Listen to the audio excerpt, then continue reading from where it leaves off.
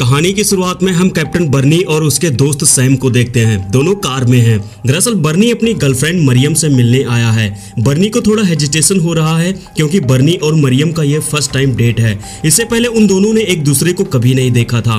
दोनों एक दूसरे को देखते ही पसंद करने लगते हैं। दोनों डेट पर जाते हैं। यहीं पर उनका दोस्त सैम कहता है क्यों ना हम मछुआरों की एक बोट लेकर समुद्र में सैर के लिए चलें। इसके बाद बर्नी वहां पर बैठे मछुआरों के पास जाता है और उनसे बोट लेने की रिक्वेस्ट करता है। हालांकि ये लोग अपनी बड़ी वाली बोट उन्हें देना नहीं चाहते थे, लेकिन छोटी वाली देने में उन्हें कोई दिक्कत नहीं थी। अब सभी लोग इस वाली बोट पर समुद्र की सैर के लिए निकल जाते हैं। खैर सीन चेंज होता है और अब यहाँ एक पार्टी का सेलिब्रेशन दिखाया जाता है। यहाँ पर बर्नी मरियम के साथ डांस कर रहा है और यहीं पर मरियम बर्नी से शादी करने के लिए प्रपोज करती है, लेकिन बर्नी शादी के लिए मना कर देता है तो मरियम दुखी होकर वहां से चली जाती है। अभी वो उसके पीछे जाता है। यहाँ वो मरियम को समझाता है कि शादी करने के लिए अपने कमांडिंग ऑफिसर से इजाजत लेनी होगी। दरअसल बर्नी कोस्ट गार्ड के लिए काम करता है। इसके बाद मरियम खुश हो जाती है और अभी वो दोनों शादी की डेट भी फिक्स कर लेते हैं 16 अप्रैल। इसके बाद समंदर का सीन दिखाया जाता है जहां एक जहाज जो कि एक विशाल ऑयल टैंकर जहाज है वो समंदर में उठ रही लहरों में हिलोरे खा रहा है।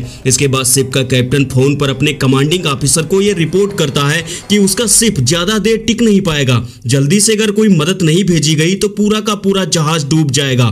फिलहाल जहाज उस तूफानी रात में समंदर में फंस चुका था। तूफान और तेज लहरों की वजह से जहाज के 2 टुकड़े हो जाते हैं। मतलब ये लोग जहां फंसे हुए थे वो इंजन रूम था, तो इंजन रूम और बाकी का जहाज अलग हो जाता है। इधर समंदर किनारे कोस्ट गार्ड ऑफिस का सीन दिखाया जाता है जहां बर्नी अपने कमांडिंग ऑफिसर से शादी की इजाजत मांग रहा था, लेकिन इस बीच रडार पर कुछ दिखता है। दरअसल ये वही जहाज था जो तूफान में फंस चुका था। इसका सिग्नल उन दोनों को रडार पर दिख रहा था। इधर जहाज पर फंसे ये लोग काफी ज्यादा दुखी हो जाते हैं। वो भगवान से प्रार्थना कर रहे थे क्योंकि उन लोगों को लगता था अब वो सबके सब डूब कर मरने वाले हैं। लेकिन ये आदमी कहता है कि जहाज पर एक लाइफ बोट मौजूद है, हम उसका इस्तेमाल करके बाहर निकल सकते हैं। बाकी लोग उसे समझाने की कोशिश करते हैं कि लाइफ बोट इतनी भयानक तूफान में 10 सेकंड भी नहीं टिक पाएगी। इसके बाद कैप्टन स्टीवर्ट सबको एक प्लान बताता है।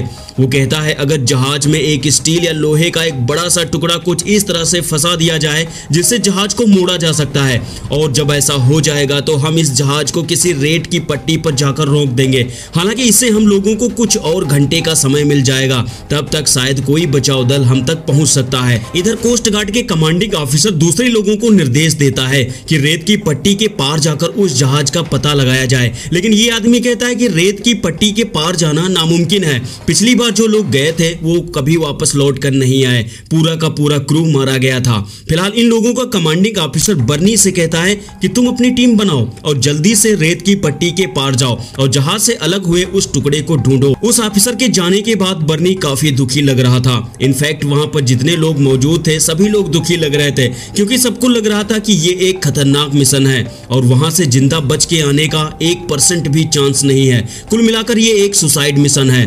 फिलहाल बर्नी वहां जाने को तैयार है। वहां मौजूद कुछ लोग उसे समझाने की कोशिश करते हैं कि वो वहां ना जाए क्योंकि वो वहां से कभी वापस नहीं आ पाएगा। फिलहाल बर्नी अपने वसूलों से समझौता नहीं करता। उसे लगता था कि हमें कोशिश जरूर करनी चाहिए। वो कहता है कि उसे समंदर के बारे में बहुत अच्छी तरह से पता है। इसके बाद बर्नी 4 लोगों की टीम बनाता है और अब वो समंदर में जाने को तैयार है। इधर समंदर में फंसे उस जहाज का सीन दिखाया जाता है जो आधे से ज्यादा टूट कर डूब चुका है और सिर्फ इंजन वाला टुकड़ा ही बचा है जिस पर लगभग 30 से 35 लोग मौजूद हैं। एक आदमी दूरबीन से देखता है तो उसे सामने एक रेत की पट्टी दिखाई पड़ती है। समंदर में रेत की पट्टी वो जगह होती है जो रेत से पटी होती है। जब लहरें उसे टकराती हैं तो बहुत बड़ी लहर उठती है।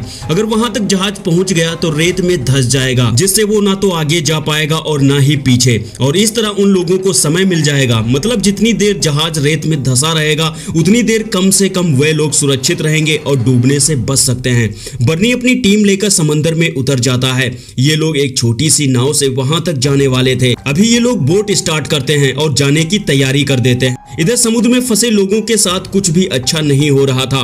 बड़ी बड़ी लहरें उठ रही थी जिससे वो जहाज का टुकड़ा इधर उधर हिलोरे मार रहा था। कैप्टन स्टीवर्ट ने जो जुगाड़ बनाया था वो काम तो कर गया था, लेकिन लहरों की वजह से उसमें बंधी रस्सियां टूट जाती हैं और वो शिप की बॉडी को नुकसान पहुंचाता है जिससे इंजन रूम में और ज्यादा पानी भरने लगा था। स्टीवर्ट जहाज की रफ्तार कम कर देता है जिससे जहाज रेत की पट्टी के पार नहीं जा पाता। रफ्तार कम होने की वजह से वो रेत की पट्टी में ही फंस जाता और यही तो ये लोग चाहते थे। बर्नी अपनी टीम के साथ जितना आगे बढ़ रहा था वह कंट्रोल रूम में रिपोर्ट कर रहा था। हालांकि कंट्रोल रूम में उसकी मंगेतर मरियम भी आ जाती है और वो सब कुछ जान जाती है। उसे इस बात का भी दुख होता है कि शायद बर्नी अब वापस नहीं आ पाएगा। वो इन लोगों को जिम्मेदार ठहराती है कि आखिर इन लोगों ने उसे मरने के लिए क्यों भेज दिया। मरियम कमांडिंग ऑफिसर के ऑफिस में जाती है और उसे बर्नी को भेजने का कारण पूछती है और कहती है कि उसकी बर्नी के साथ शादी होने वाली थी, लेकिन तुम्हारी वजह से अब वो कभी वापस नहीं आ पाएगा। ऑफिसर को इस बात पे गुस्सा आ जाता है। वो उसे डांटता है और वहां से जाने को बोलता है। मरियम दुखी होकर वहां से चली जाती है। इधर जहाज पर सभी लोग जी जान से लगे हुए थे। उस लोहे के एंगल को फिर से जंजीरों से बांध दिया जाता है जिससे उस टूटे हुए जहाज की दिशा को मोड़ा जा सके, जिससे वो रेत की पट्टी पर पहुंच जाए। इधर बर्नी की टीम को दिखाया जाता है जो जहाज पर सवार होकर उन लोगों का रेस्क्यू करने आगे बढ़ रहे थे। सबके चेहरे पर मौत का खौफ साफ साफ देखा जा सकता था, क्योंकि इन्हें पता था कि इतनी भयंकर तूफान में आज तक यहाँ से कोई नहीं जिंदा बच पाया। जिसने भी आने की कोशिश की वो समुद्र में डूबकर मर गया। लेकिन कोस्ट गार्ड डिपार्टमेंट में शायद ऐसे रिस्क लिए जाते हों। फिलहाल बर्नी उस टाइप का ऑफिसर था जिसने पीछे मुड़ना नहीं सीखा, सामने चाहे कितनी भी बड़ी चुनौती ही क्यों ना हो। ये लोग आपस में एक गाना गाते हैं, शायद गाने से उनका कुछ डर कम हो जाए। फिलहाल ये लोग समुद्र के उस इलाके में आ चुके थे जहां पर तूफान की वजह से बड़ी बड़ी ऊंची ऊंची लहरें उठ रही थी और ऐसे में अगर इनका बोट पलट जाए तो दुनिया की कोई भी टेक्नोलॉजी या कोई भी इंसान उन्हें डूबने से नहीं बचा सकता था। पहली लहर में ही उस बोट का कंपास टूट कर बह जाता है, यानी उनके सामने एक और चुनौती खड़ी हो जाती है। अब बर्नी की टीम दिशा के बारे में कुछ भी नहीं पता कर सकती थी और बिना कंपास के समुद्र में अगर भटक गए तो समझो मौत पक्की। समुद्री लहरें बोट को दूसरी दिशा में लिए जा रही थी। बोट में पानी भरने की वजह से बोट का इंजन बंद पड़ जाता है और सामने एक बड़ी सी लहर आ रही थी। अगर जल्दी से इंजन स्टार्ट नहीं हुआ तो वो लहर इस बार उस बोट को डुबा देती, यानी बोट के साथ बर्नी और उसके बाकी 3 साथी डूबकर मारे जाने वाले थे। हालांकि उनकी टीम में एक मैकेनिक भी था।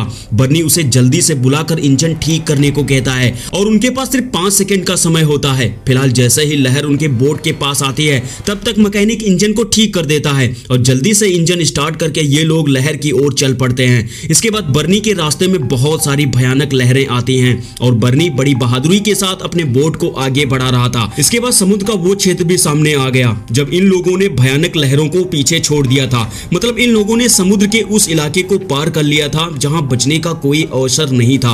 अभी ये लोग थोड़ा सा रिलैक्स होते हैं। इधर जहाज पर फंसे लोग जहाज के उस टुकड़े को धीरे धीरे करके रेत की पट्टी की तरफ बढ़ा रहे थे और आखिर में उनकी मेहनत काम आती है। उनका जहाज रेत में आकर फंस जाता है। स्टीवर्ट इंजन को बंद कर देता है, लेकिन वो अपने साथियों से एक चीज भी बताता है कि जहाज रेत की पट्टी पर ज्यादा देर नहीं टिक सकता। समुद्र की एक बड़ी सी लहर उसे ढकेल कर गहराइयों में ले जाएगी। वो आगे ये भी कहता है कि जहाज का भोंपू लगातार बजाते रहना होगा क्योंकि उनके पास संपर्क करने का कोई और साधन भी नहीं था। रेडियो वगैरह उस डूबे हुए टुकड़े के साथ नष्ट हो गए थे। इन लोगों के पास अब एक ही रास्ता बचा था कि ये लोग ईश्वर से प्रार्थना कर सकते थे कि जब तक वो जहाज डूबता नहीं है उससे पहले वहां कोई मदद के लिए आ जाए, यानी अब सिर्फ उनकी अच्छी किस्मत ही उन्हें बचा सकती थी। इधर बर्नी अपने साथियों के साथ लगातार आगे बढ़ रहा था। उसके बोट का कंपास तो पहले ही बह चुका था, तो अभी इन लोगों को यह भी नहीं पता था कि वो किस साइड में जा रहे हैं। इसी बीच फिर से ऊंची ऊंची लहरें उठने लगी थी और ये रात का समय था, तो ये पहले से ज्यादा भयानक और डरावना था। इधर उस डूबते हुए जहाज के इंजन रूम में काफी ज्यादा पानी भर चुका था जिससे उसकी बिजली ठप पड़ने लगती है। हालांकि जहाज के कुछ लोग स्टीवर्ट को ताने मारते हैं क्योंकि वो उसे पसंद नहीं करते थे। उन्हें लगता था स्टीवर्ट ने रेत की पट्टी पर लाकर जो फैसला किया है वो गलत है, लेकिन बाकियों को लगता था कि वो लोग 4 घंटे में डूबने वाले थे और अभी उनके पास 2 घंटे का समय बढ़ गया है। अगर रेत की पट्टी पर ना आते तो अब तक डूब चुके होते। फिलहाल स्टीवर्ट ने वही काम किया जो एक शिप कैप्टन को ऐसी सिचुएशन में करना चाहिए। इधर बर्नी अपने साथियों के साथ समुद्र में भटक चुका था। उसे समझ नहीं आ रहा था कि आखिर किस ओर चलना चाहिए। उसकी बोट में बैठे बैठे बाकी 3 साथियों को लगने लगा था कि अब सब कुछ खत्म हो चुका है और अभी उन्हें समुद्र में ही मरना होगा। हालांकि वो लोग बर्नी से वापस चलने के लिए भी बोलते हैं। इस पर बर्नी भड़क जाता है। वो कहता है वापस जाने पर उतना ही खतरा है जितना यहाँ रहकर उस शिप को ढूंढने का। इसके बाद बर्नी सबको लेकर आगे बढ़ता है। वहाँ एक और ऊंची लहर आती है जिसमें उसका एक साथी काफी दूर उछल जाता है, लेकिन अच्छा हुआ कि वो सीधे बोट पर आकर गिरा। अभी बर्नी एक जगह पहुंचकर आगे बैठे साथी से खोज बत्ती जलाने को कहता है क्योंकि शायद उसे लग रहा था कि आगे कोई बड़ी सी चीज है। अब ये लोग खोज बत्ती जलाते हैं और लाइट पड़ते ही उन्हें सामने एक बड़ा सा जहाज का टुकड़ा दिखता है और ये वही जहाज था जिस पर स्टीवर्ड अपने लोगों के साथ फंसा हुआ था। मतलब इन लोगों ने उस जहाज को ढूंढ लिया था बिना कंपास के, शायद किस्मत के सहारे। हालांकि उस जहाज पर कोई आदमी नहीं दिख रहा था, तो इन लोगों को लगा कि शायद इन लोगों ने काफी देर कर दी हो, सबके सब मारे जा चुके होंगे। लेकिन तभी इन्हें एक छोटी सी रोशनी दिखती है, यानी कोई आदमी टार्च लेकर इन्हें सिग्नल देने की कोशिश कर रहा था। और इसके बाद वहां पर काफी सारे लोग रोशनी लेकर आ जाते हैं। उन लोगों की खुशी का कोई ठिकाना नहीं रहता, लेकिन चुनौती अभी भी बनी हुई थी। आखिर उस बोट पर इतने सारे आदमी कैसे जा सकते थे, लेकिन कोशिश तो करनी ही थी।